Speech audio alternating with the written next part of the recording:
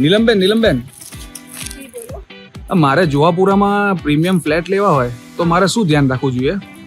First of all કોઈ બી project હોય તો એમાં તમારે એ ચેક કરવું પડે કે રેરા અપ્રૂવ છે કે નહીં, કારણ કે પ્રોજેક્ટનું ટાઇટલ ક્લિયરન્સ એવરીથિંગ તમને રેરા અપ્રૂવ હશે તો પ્રોજેક્ટમાં કોઈ જ તમારે ટેન્શન લેવાની જરૂર નથી. સેકન્ડ સ્ટેજ આવશે કે તમને એ બેન્કેબલ છે કે નહીં, બેંકમાં એમાં હાઉસિંગ લોન થયેલી છે કે નહીં, પીએફ કયા બેંકમાં થયેલા છે.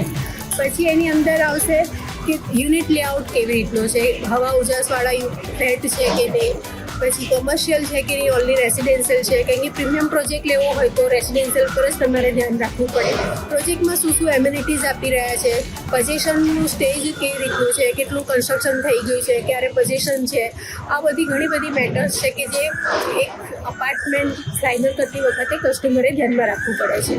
Okay ma'am, thank you. Welcome.